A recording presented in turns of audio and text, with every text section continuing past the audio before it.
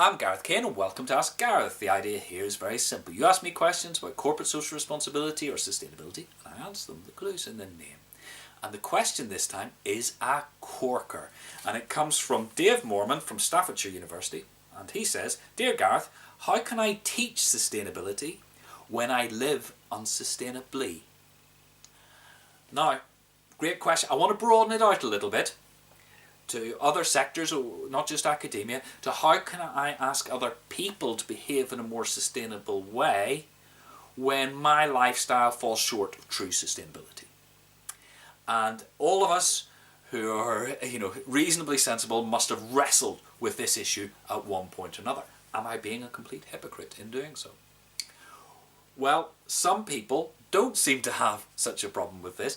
I remember a couple of years ago sitting in on a stakeholder meeting about zero waste in the city I live in. And there was one activist there and she was ferocious.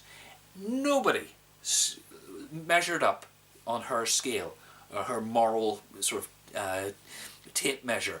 We were all, particularly people in positions of power, but all the rest of us as well were moral pygmies compared with her. Because instead of going for 100% zero waste and the most expensive, impractical systems, we were selling our children's future down the river.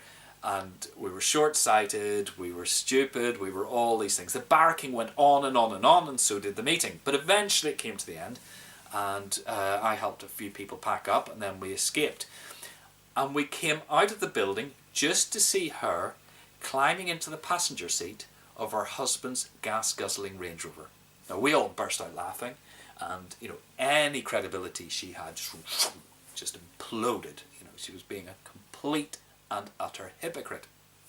On the other hand, it is impossible for anybody to live properly and truly sustainably in modern society. We'd have to all go back to teepees and foraging for foods. And personally, I think that would end up in some sort of Mad Max dystopia rather than utopia. But it is virtually impossible to be completely sustainable as we stand at the minute.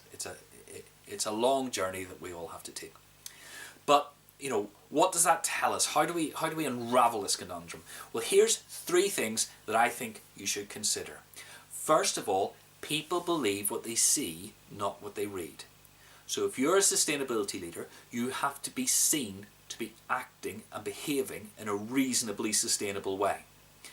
And unfortunately for a lot of us who like to make big changes, it's the little stuff that often matters. For example, I was sitting in the trendy atrium coffee shop of one of my clients with their sustainability manager, having a chin wag about how we could work together in the future. And when we came to an end, she looked down and she suddenly realised she had 3/4 of a cup of cold tea.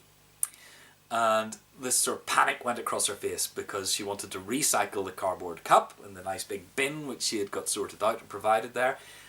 But she didn't fancy drinking the tea. She was getting prepared to do so when she remembered a sink around the corner and she nipped round, drained it and then was able to put it in the right cup.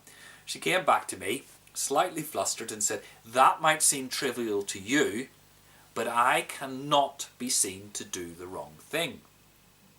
And there's a whole gamut of these things like bottled water. We all know that bottled water is a smaller carbon footprint, a smaller ecological footprint than say Coca-Cola or Fanta, but it's got it's so permeated into the public perception that bottled water is environmentally bad that you should avoid being seen with it.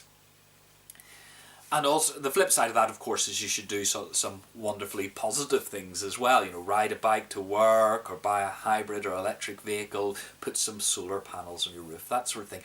It may be symbolic, and I'm the first to admit that the solar panel on my roof doesn't save too much carbon. It'll save a bit, but only really during the summer because it's so badly positioned. But I did it as a symbol of leadership because nobody else had solar panels on the roof in our street before I put it up, and now we've got quite a few.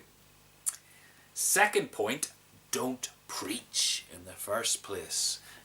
Our friend with the Range Rover would have got away with an awful lot if she hadn't been so sanctimonious and aggressive.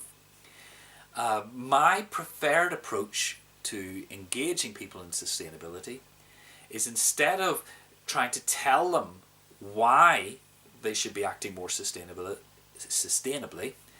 I ask them instead how they could act more sustainably. And I try my best to act as a sort of friendly guide to help them along the journey, but ultimately they have to make that journey themselves.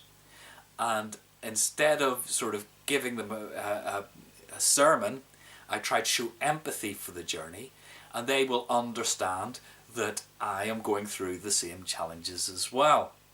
And you get this sort of virtuous circle, and everybody understands each other. So you don't get this sort of accusations of hypocrisy or anything else.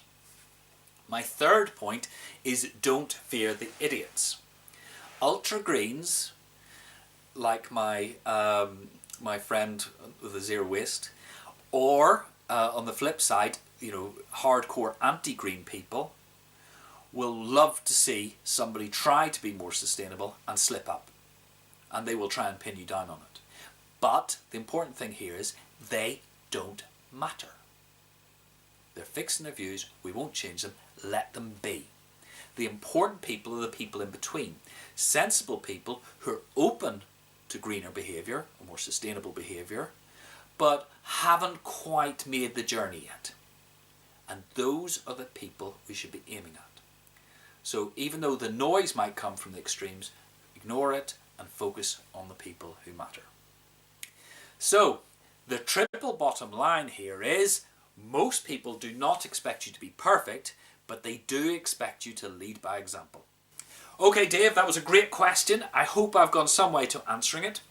If everybody else who's watching has any comments, any different views, any case studies, any anecdotes, please add them below the video here, and we can get a debate going, and that will add to all our mutual understanding. If you find this useful, then please do share it with your social networks, your friends, colleagues, anybody you think will find it useful. And if you want more, of course, go to www.terrainfirma.co.uk and sign up to the Low Carbon Agenda, my monthly newsletter, where you will get every future edition of Ask Gareth and a whole raft of other stuff as well. And remember, whether you're making incremental improvements in the environmental performance of your organisation or facilitating massive step changes in sustainability, it all counts. You're making the world a better place, and you should be proud of that. Till next time, goodbye.